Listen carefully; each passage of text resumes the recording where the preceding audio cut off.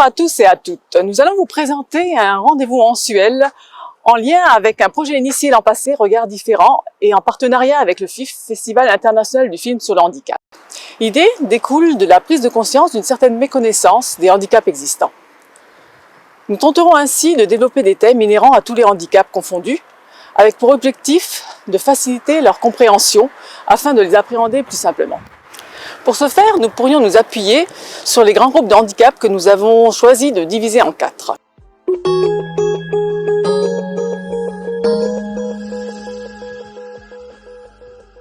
Pour commencer, attardons-nous un tout petit peu sur le mot handicap.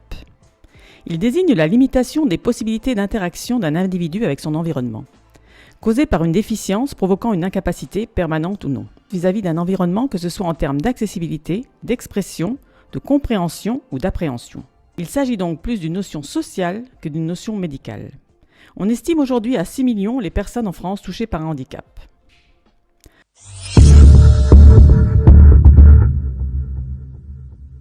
En ce qui concerne le handicap moteur, premier groupe, il s'agit avant tout d'une incapacité des fonctions motrices, allant d'une gêne partielle dans les mouvements les plus basiques, au niveau des membres supérieurs pour se laver ou se nourrir, au niveau des membres inférieurs avec une marche inégale, à une impossibilité totale de se mouvoir avec des degrés intermédiaires divers. On peut citer parmi les causes les plus connues les accidents de la vie, hémiplégie, paraplégie, tétraplégie, AVC, Lou Reed syndrome, IMC, amputation, les maladies congénitales, myopathie, mucoviscidose, ALD et encore un tas de maladies non identifiées.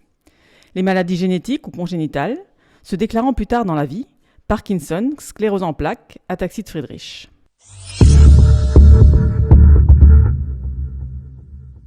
Pour ce qui est du handicap mental, l'Organisation mondiale de la santé le définit en déficience intellectuelle comme un arrêt du développement mental ou un développement mental incomplet, caractérisé par une insuffisance des facultés et du niveau global d'intelligence, notamment au niveau des fonctions cognitives du langage, de la motricité et des performances sociales.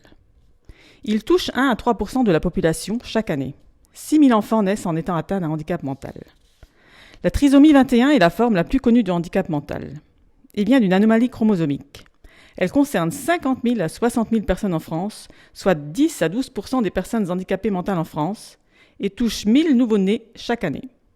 On trouve également dans le handicap mental les syndromes de West, Prader-Willi, Angelman, l'autisme et bien d'autres encore non répertoriés ici.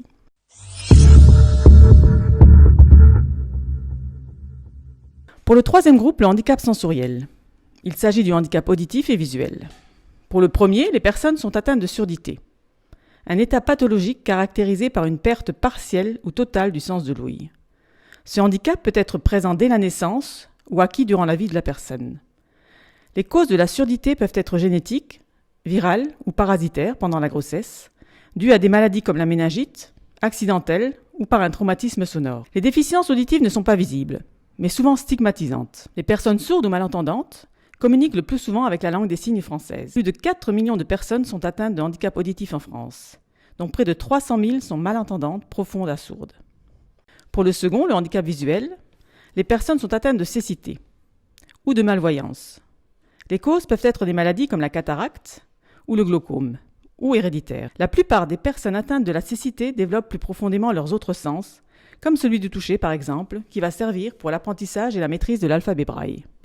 Cet alphabet permet à ces personnes de déchiffrer les lettres, les chiffres, grâce à l'assemblage de points en relief. Il existe aussi d'autres sortes d'aides mises en place pour les personnes aveugles, comme la canne blanche ou le chien guide. On estime le nombre de malvoyants en France à 1,7 million, dont plus de 300 000 malvoyants profonds aveugles. Concernant le dernier groupe, le handicap invisible, il se définit comme non détectable, qui ne peut pas être remarqué si la personne concernée n'en parle pas. Le trouble dont elle souffre impacte pourtant sa qualité de vie. Le handicap invisible est un concept complexe et s'applique dans bien des situations de handicap sensoriel, psychique ou cognitif. On estime que 80% des handicaps déclarés sont invisibles. Le handicap invisible peut par exemple être des TOC, les troubles obsessionnels compulsifs, la bipolarité, les maladies psychiques comme la schizophrénie, les troubles de la personnalité ou encore les troubles 10. On regroupe sous troubles 10 les troubles cognitifs spécifiques et les troubles des apprentissages qu'ils induisent. Les troubles cognitifs spécifiques apparaissent au cours du développement de l'enfant, avant ou lors des premiers apprentissages et persistent à l'âge adulte. Ils ont des répercussions sur la vie scolaire, professionnelle et sociale et peuvent provoquer un déséquilibre psycho-affectif. Ils sont innés pour la plupart. On regroupe ces troubles en 6 catégories. Le trouble spécifique des apprentissages avec déficit en lecture, communément nommé dyslexie. Le trouble spécifique des apprentissages avec déficit de l'expression écrite, dysorthographie. Le trouble spécifique des apprentissages avec déficit du calcul, dyscalculie. Trouble du langage oral, dysphasie. Trouble développemental de la coordination, dyspraxie, incluant certaines formes de dysgraphie, trouble de l'écriture. Déficit de l'attention avec ou sans hyperactivité, TDAH ou TDA. Voilà de quoi vous faire une idée généraliste des différents handicaps existants, en gardant bien à l'esprit que tous ne peuvent être répertoriés, certains pouvant aussi faire partie de plusieurs groupes, les handicaps associés. Ceci reste donc une liste qui permet une vue globale, mais qui est forcément incomplète. Chacun des prochains épisodes sera donc dédié à l'un de ces 4 groupes précités. Penchons-nous maintenant vers un petit micro-trottoir au centre-ville de Sarreguemines, afin de nous rendre compte de la perception du handicap pour certaines personnes autour de nous. Le handicap, c'est quelqu'un qui est diminué physiquement et mentalement.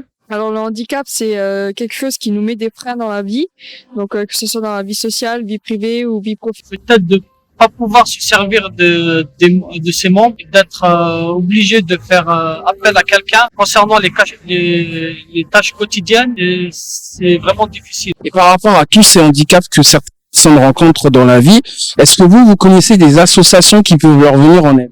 Après, il y a des associations locales. Je connais Ecréadis à Sarreguemines qui vient en aide aux personnes dyslexiques. Il y a différentes écoles qui se créent comme ça pour aider les enfants dans le handicap. Et puis les associations connues dans le handicap, j'en connais pas beaucoup. Après, il y a Handicap International aussi. De nombreuses associations, que ce soit à l'échelle locale ou nationale, voire mondiale, il y en a de nombreuses. Mais les noms exacts, je connais. Je pourrais pas vous dire maintenant. IMU, hein. Il y a la MDPH aussi. Bonne question. Je crois que sur ce sujet-là, j'ai pas beaucoup d'informations là-dessus. Ouais. On peut constater que les avis diffèrent. Ainsi, la notion du handicap reste pour certains plus ou moins lointaine. C'est pourquoi nous avons décidé d'aller à la rencontre de professionnels et de personnes concernées.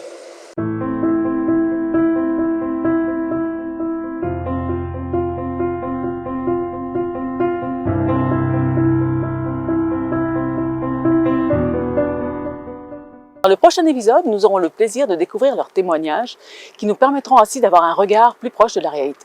Voilà, à très bientôt!